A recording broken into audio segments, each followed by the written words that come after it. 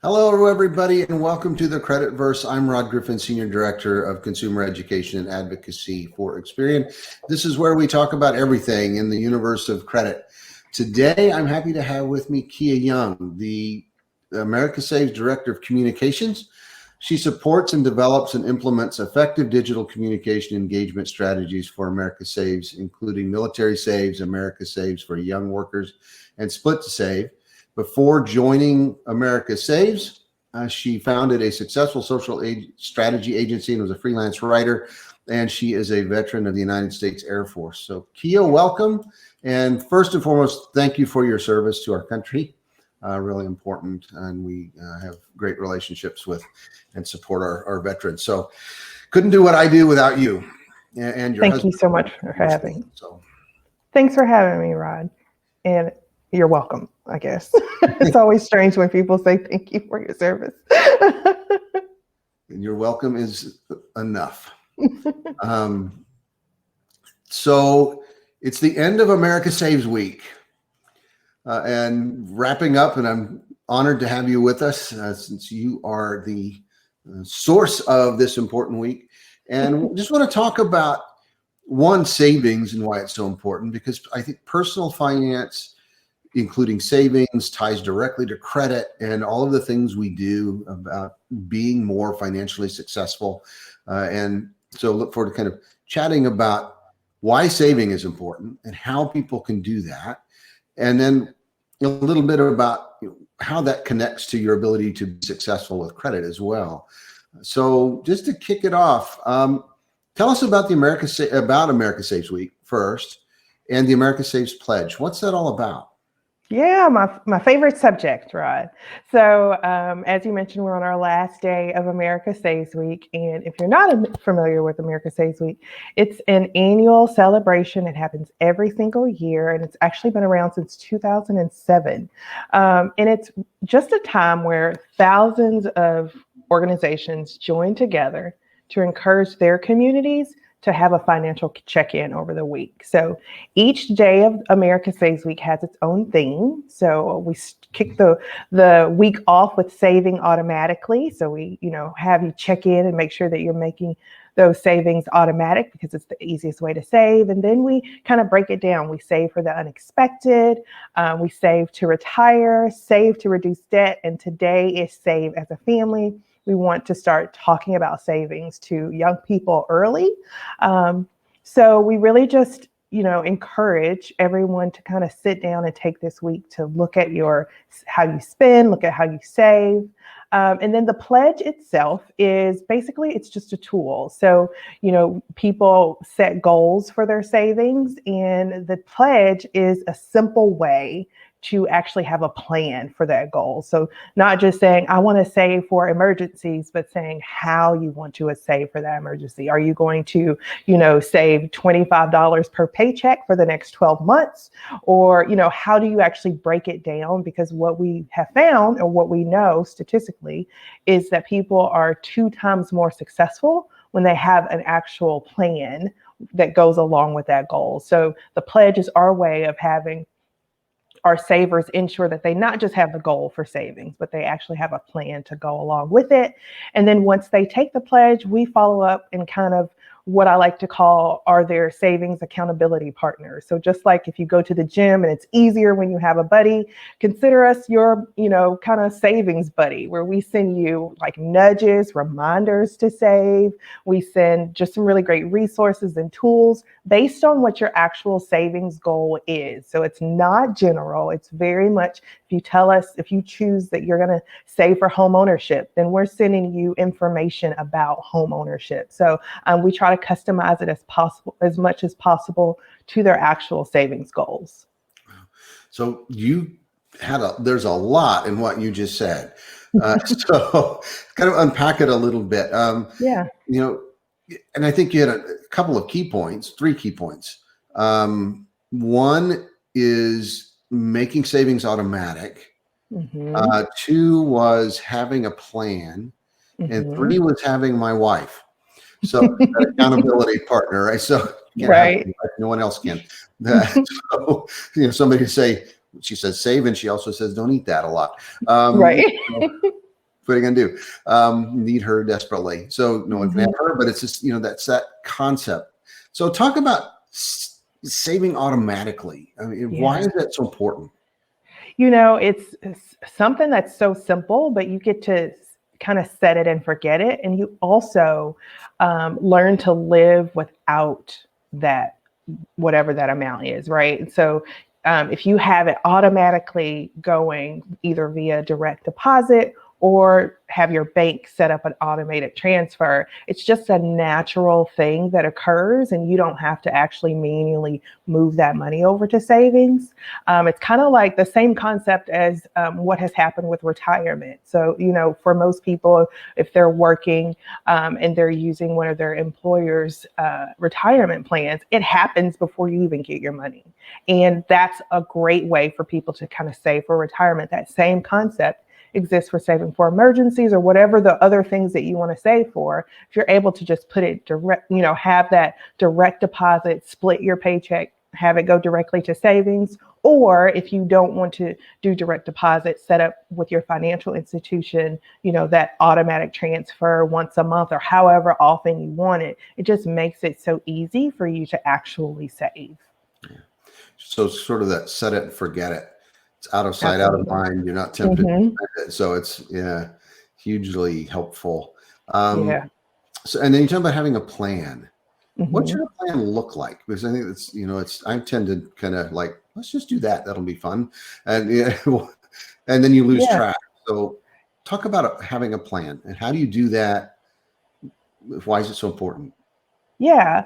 So, we talk about savings as like this huge, it's kind of general, but when you really look at like what your goals are in life, you have some categories that are meant for like short-term things, right? And then some categories that are more long-term, like if you're saving for yourself or for your children's education, or if you're saving for retirement, those are more long-term savings. And so by having a plan and sitting down and really thinking about what you want to save for, you're able to make sure that you're hitting all those different areas.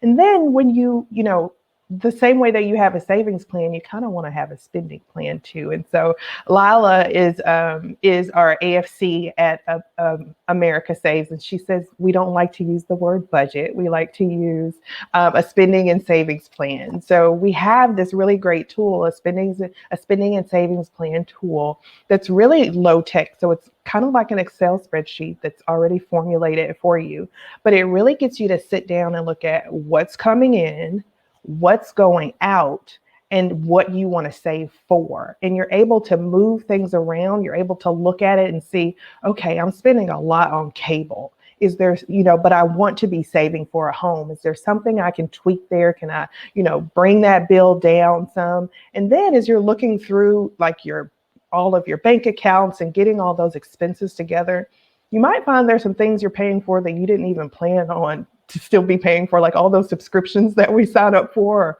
or those free trials, and you don't even realize that they're still coming out of your account. So it's really important for you to kind of check in on your money. So we like for people to look at that spending and savings tool often, but then you're able to make those adjustments, see what you want to save for. And it might even be that you want to add income for a little bit so that you can save more. Maybe you're saving for a vacation or something like that. So you can kind of tap into like the gig economy, or maybe, do a bake sale or whatever those talents are that you have. And you're able to see very clearly, get a clear view of your finances, of what you need to do to hit the goals that you want for savings. Hugely important. And that's what, tell people that when we were saving for our house, we both, my wife and I, my wife was working overtime and I was working weekends doing data entry because I can type. My skill set's pretty limited, but I could do that. Sure. Make for a little sure. cash, you find what you can do. Absolutely. And do it, for a while. And there's little opportunities like that add up. It didn't seem like a lot of money, but it was enough to set aside. And so absolutely. Talk about the accountability partner. Kind of going it alone can be hard because it's tempting. I think, the first step was, if it's automatic, it's out of sight, out of mind. You're not tempted to spend when you're trying to save. But what makes a good accountability partner? Yeah, so they should be encouraging, right? So there are some, when you think about going back to that analogy of gym coaches, like there's some coaches that just yell at you, right? And they're just mean. That's not really our take, right? That's not really our take. There's enough people out there telling you about all the things that you should be doing. Don't have your coffee. That's a big thing. Like you can't have a latte. We're like, no, enjoy the latte, but no, like make sure that you one can afford it, but have a clear view, again going back to having that clear view of your finances. And so we definitely have like a no shame approach with our accountability, and it's a mixed approach as well. So following us on social media, you'll see some things, you'll get direct emails into your inboxes. You'll get text messages from us if you sign up for text messages, and those text messages are different too. It could be a new resource like a blog post. It could be us sending you directly that spending and savings tool. It could be us asking, hey, did you move $5 over to your account this week, to your savings account this week? And so we really just try to meet people where they are, be encouraging, motivate them to do that. And sometimes you forget, right? You forget that, oh, I really did want to, increase my emergency savings fund, and things come up and you kind of get off track. And so, having that text message come in saying, hey, did you remember to move over, 10, $20 to savings, can be the one thing that gets you back on track and makes savings, brings it back to top of mind for you. So that's kind of our take on being accountability partners. Be supportive, be encouraging, celebrate those milestones, right? And definitely just kind of, nudge you toward your goals. Yeah, I think celebrate's a key word, that you're there to Absolutely. help, not just to be the hammer that says stop now, Right. but the person to lift you up too. And I think that's so important. And that's really the key is, are you getting toward your goals? Mm-hmm. Why is saving so important for financial success? Yeah, kind of going, there's, did you ever watch Big Brother, Rod, on Oh, TV, yeah, I that did. TV show? And that line they have, to expect the unexpected, right? And that's kind of what it is when it comes to our finances. Emergencies are going to pop up. And not just bad emergencies, right? So one of my favorite artists is Beyonce, and she's known for like just announcing all of a sudden that she's going on tour, right? So I want to be prepared for when Beyonce goes on tour. So there's, the things that we expect, the car breakdowns, the appliance breakdowns, doctor visits that were unexpected. But there's also the fun stuff. You might find a really great flight to Hawaii, that you want to take advantage of, or Disney tickets might go on sale, whatever those things are that are important to you. So we talk about emergencies, but emergencies can be just the very fun thing, that's personal to you. That's an emergency as well. And so we want you to be prepared for those things. And so it's super important because you never know when that next thing is happening. You want to be prepared for it and make sure that it doesn't impact you in the rest, of your financial outlook. So, you want to make sure that you can still pay for shelter, whether it's a mortgage or rent. You still want to make sure that you're able to, contribute to your savings accounts and retirement accounts and all of those things. So it's more about being prepared for whatever could possibly pop up. If nothing else that we've learned this year is that things can happen that we never even imagined. And so I think all of us know right now why saving is important to financial success, because as confident as we are, we can wake up tomorrow and, for whatever reason, our job might not be there. So just really preparing for the unknown. Yeah. And who knew COVID was coming, right? And Exactly. that's such a huge impact. And, one of the things that we've seen, and I'm obviously been around a long time, didn't have all this gray hair when I started this, but when the housing market collapsed and we went through the recession, people's savings rates were negative in many cases, very low. The nature of our culture too often is we have poor savings habits. And so that really hurt. The interesting thing about COVID, was that in the research that Experience done, we saw a couple of things. Savings rates tended to be a bit better, not great, but they were better coming into COVID, and their credit histories were better. So they didn't have as high credit card debt, for example, which has proven to be sort of a huge factor, because we've seen people actually, on the whole, and not everybody obviously, but on the whole, people have done quite a lot better than they did the last recession in terms of staying afloat. And I think that kind of tied together when I'm looking at some of the data, it's savings were a bit better. So you had that, who knew there was going to be a global pandemic, but at least I have some, like a real emergency fund. This was like the real emergency. I understand Beyonce tickets could be an emergency, but COVID's kind of even bigger.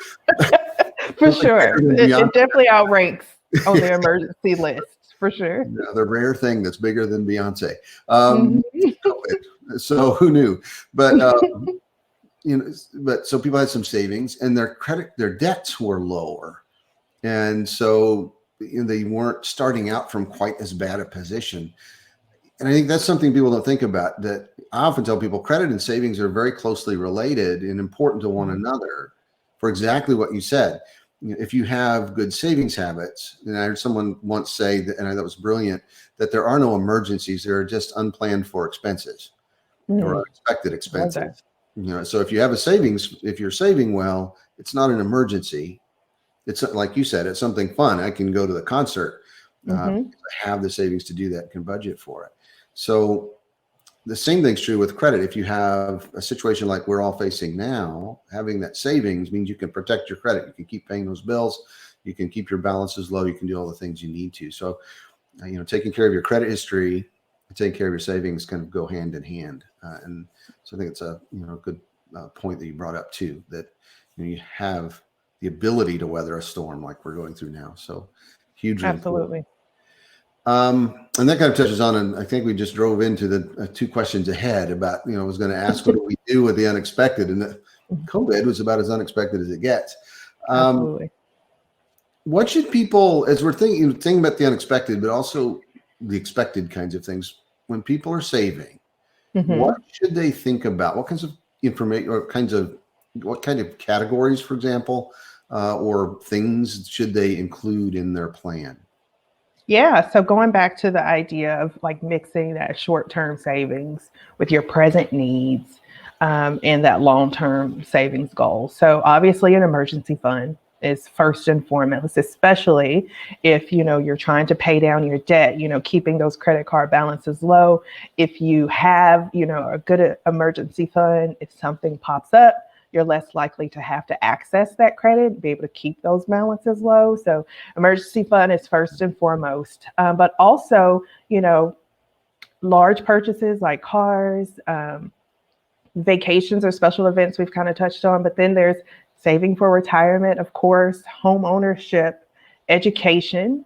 And even like there's a huge portion of the population that has a loved one, or either they themselves have a disability, where you have to really think long term about, their care. So so many different pockets of what to save for, not just for yourself, but if you are a parent or a guardian or have young people in your life, starting to think about them too, with, not just education, but, saving for retirement is actually saving for our children as well, because they won't have to bear that burden if we've properly saved for our retirement. So lots of different categories to save for, and putting a little bit aside for each one of those things can make a big impact, especially those long-term goals can make an impact later. And it can feel kind of overwhelming, right? As I was talking about this, I'm like, oh gosh, that sounds like a lot. But focus on, starting small and thinking big, right? So as you're sitting down and getting that clear view of your finances and seeing what you're spending and what you want to save for, really look at like, okay, how can I make this start happening? At America Saves, we like to say, for those of you that are just starting out with that emergency fund, you'll hear all the time, oh, you need to have 3 to 6 months expenses. And while that's true, it's also very overwhelming for people, especially if they're like low to moderate income. And so what we like to do is set a small goal, make a plan for that goal to reach it, and then build on it, because it's more about getting into the habit of savings. We like to say savings is a habit, not a destination. And so instead of trying to shoot for a specific number, shoot for building that savings muscle, that habit. And we like to say start with $500. Okay. So start with an emergency fund goal of $500. And then once you get there, for one, again, it's going to build your own confidence that you see, oh, this is possible.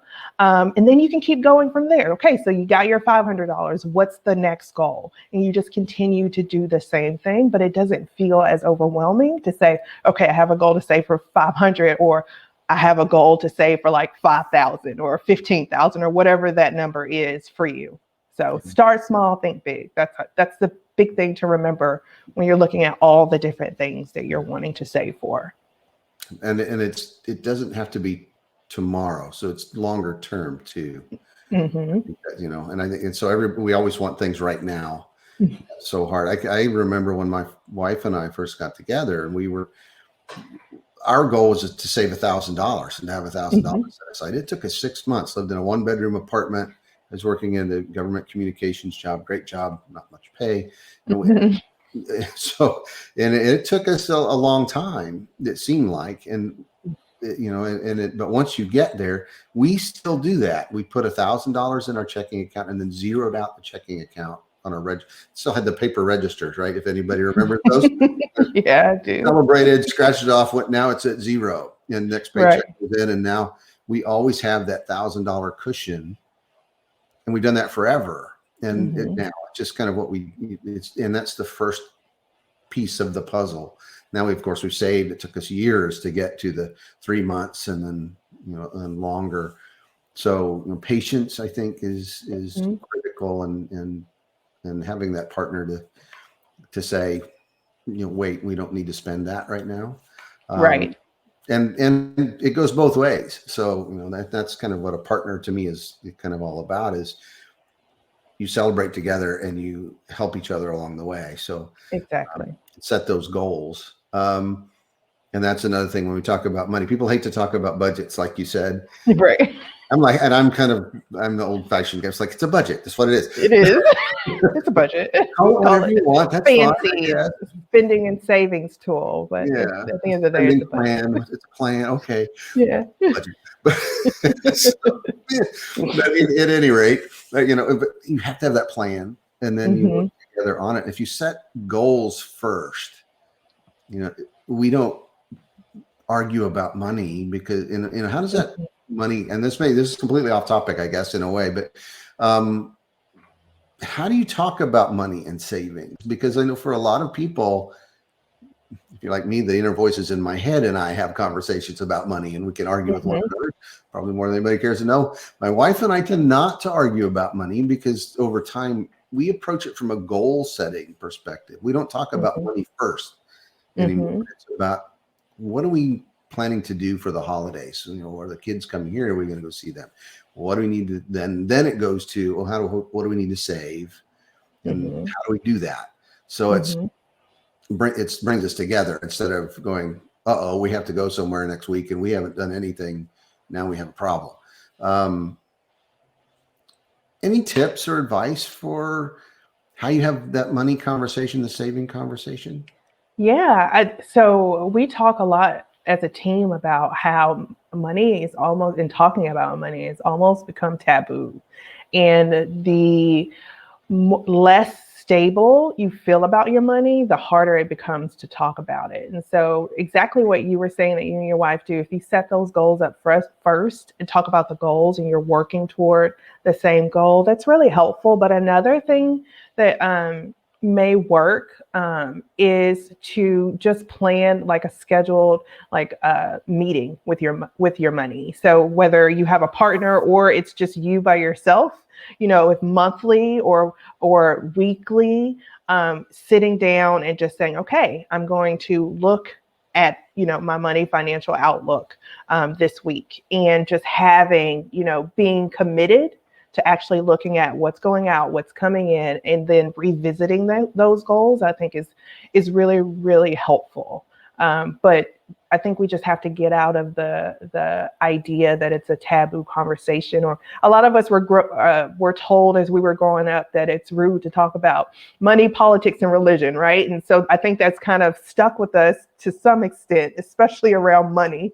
I think people are more apt to talk about politics and religion right now, but especially with money, there's a lot of, again, if you're not as financially stable as you want to be, there's a lot of shame built around that. And so if you have a partner, being able to openly and honestly communicate about, what your money goals are, it's very vulnerable, but it probably will leak over into other areas of your relationship where communication just gets better because you're on the same page. You're having to talk about the hard stuff.